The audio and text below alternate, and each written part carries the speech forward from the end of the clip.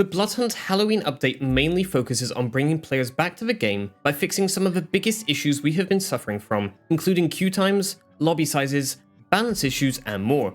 There's a lot of important changes in this update, so get yourself comfy and let's dive in. Before we jump into the patch notes themselves, I wanted to quickly cover some points mentioned in the Learnings article, which released a few days prior, as there are some important talking points within. Starting with an update to full team crossplay between PS5 and PC, or more accurately, the lack of. The devs admit that it should have been something that was introduced with the launch of the game, but with the current situation of the respective player bases, they state that we are unlikely to see a significant enough boost, neither in new players nor returning old players, by adding the ability to create squads with friends between PS5 and PC, and concludes that investing resources into this right now is not something that will bring back enough players. The main takeaway here is that crossplay is a very requested feature, but for now, priorities must be set, and the devs believe that other areas will have a greater impact on improving the game's experience and player base at this time. They conclude the article by saying, "Our focus right now is to make sure that you spend less time in matchmaking, as well as making sure that those matches are balanced better in terms of opponent difficulty." With that in mind, let's see what they brought to the table for this Halloween update. We kick things off with a free Halloween pass. This battle pass will contain 25 tiers of spooky vanity content, including 17 brand new items and an additional 8 favorites from the past, including 2 masks, pre-makeups, pre-tattoos, 2 emotes, pre-player icons, and 4 player banners. Moving on, we have a short mention of added support for upscaling technologies. Bloodhunt now supports Intel Xe SS, Nvidia DLSS, and AMD FSR 2.0. This will bring massive benefits to gamers looking for an extra boost to performance, and is a great addition to the game. This is also a reminder that performance is a large part of the improvements requested, and is obviously a priority for the team. We also have some more aim assist improvements, including refined rotational and slowdown curves per weapon category, so they can perform best at their respective ranges. An option to enable and disable both rotational and slowdown aim assist, and an option to change the strength of the rotational and slowdown aim assist are in the gamepad settings menu. We will have to try these changes out in-game to get a sense of how the weapons feel, but the idea is to bring the controller and keyboard experience closer together, which is promising news for a future full crossplay. Some default key bindings have been changed with some feedback from TDM players, but these won't affect your current setup, as only new players will have the default keybinds. On the note of TDM, some more changes have been made to the scoring. The scoreboard now shows score, eliminations, and deaths, and assists no longer count as eliminations on the scoreboard, but are still counted under score. Not a huge change, but something that has been requested since the previous scoring change. You can now go back to flexing your terrible KD to your friends. Bots have been added to Bloodhunt and will now supplement the lobbies that are not filled organically. The goal is that no player should have to wait too long for a game. Queues now have an estimated queue time on each mode, and queues containing bots will be clearly marked as such. The queues containing bots are solos, duos, and TDM. Bots will backfill matches that require extra players to start, and have hit a queue time limit. This means that in peak times where many players are active, you may not find any bots at matches, but you could also have the opposite, where in some regions and outside peak times, you may enter a match with only AI-controlled opponents.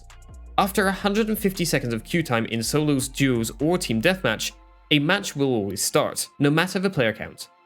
This sits just above the region expansion at 120 seconds, meaning you will rarely ever find a match outside your region anymore, which is great news for anyone who has been playing on 250 ping. All Battle Royale and Bloodhunt modes now support 42 players again, giving the original feel back to Prague, something that has been sorely missed in the last few months.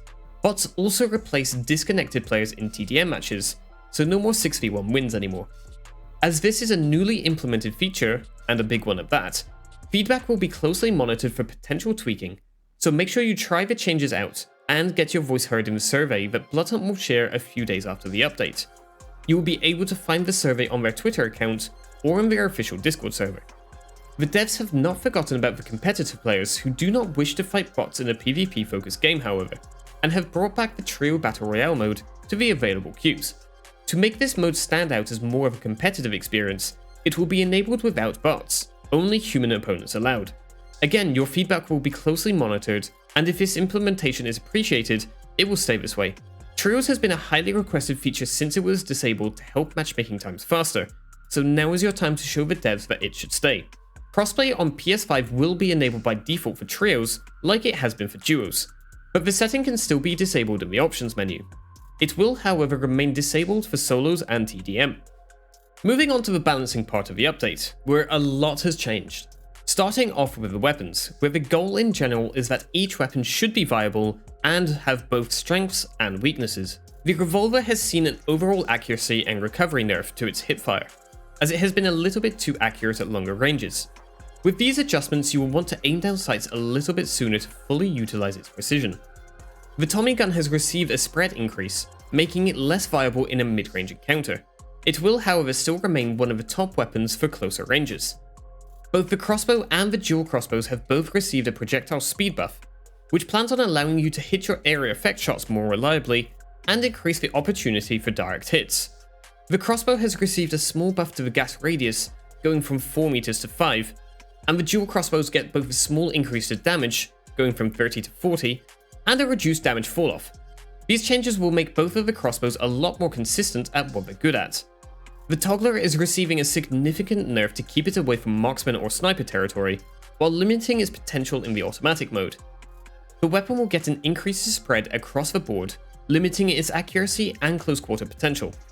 This will still make it quite powerful at medium distances, and indirectly make other weapons more viable at longer ranges. Some of the gold weapons have been rotated out, with new additions to find. Chances to find these weapons have been increased from entity strongboxes. Moving on to the clan and archetype side, where the Toreador clan has stood out for the highest overall survival rate. Muse is the first to be hit, and hit hard. The delay after cancelling the healing effect has been slightly increased. This won't affect your healing capability, but make it a lot more risky to use mid-fight. The possibility to climb while using rejuvenating voice has been removed. This was never an intended mechanic, but was born from an oversight. The splash healing received from using rejuvenating voice has been reduced from 40 to 35. This does not affect the 10 hit points per second heal, but will marginally reduce the power of the ability. Muse's passive ability to revive faster has been nerfed, going from -5 seconds to -2.5 seconds in solos, and -10 seconds to -5 seconds in groups. Players have been feeling the need to instantly finish any down Muse because of the high risk of them getting up so quickly, so the bonuses have been halved. Muse will remain a very good archetype choice, but won't stand out quite as much for survival. Siren has received some tweaks to the Blinding Beauty ability. The flash exit animation has been shortened to 0.3 seconds from 0.5, allowing you to get into or out of the fight faster. The damage has been reduced from 50 to 30, and the aerial slowdown has been completely removed. These changes aim to make it less of an all or nothing ability, with the biggest change being the removal of the slowdown effect, giving Sirens more ability to approach with more speed and make it harder for enemies to counterattack. Prowler has finally received some love, with Scouting Famulus getting a 4-second cooldown reduction and double the reveal duration after your enemy has left the reveal radius. These changes plan to help you track your enemies for a bit longer, even as they leave the area. The Enforcer Flesh of Marble ability has also seen a small buff to its startup time, going from 0.3 to 0.1 seconds. This will make it feel more reliable to use as a reaction to incoming damage. Moving on to general gameplay updates.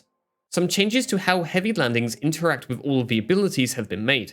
These changes will make sure that they cause less frustration, with abilities no longer being completely lost to the animation, with the one exception being Saboteur Sewer Bomb, but this will be fixed in a later patch.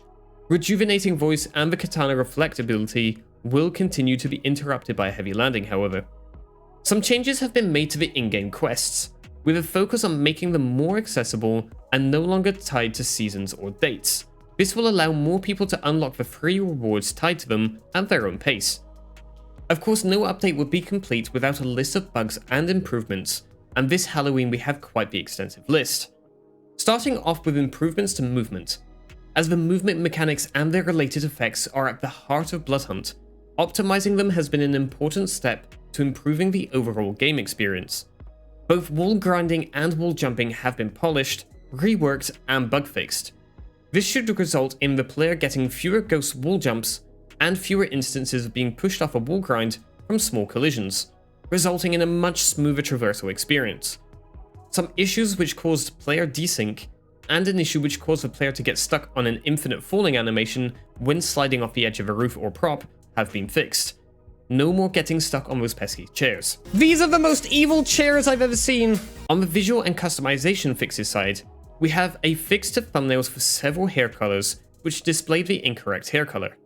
This should mean a return of the hair colors to the store. There have also been multiple fixes to clipping and misplacement of skins, textures, and tattoos, combined with fixes to character appearances and materials. Your archetype will look far more polished now. Multiple fixes to quest descriptions and a fix to disappearing quests should mean a return to normal for anyone who was stuck without the available quests.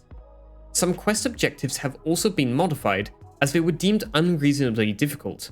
These objectives are now much less specific and should be obtainable even to lower skilled players. Camera the cache keys are now picked up automatically like consumables, meaning you won't miss out on any high tier loot.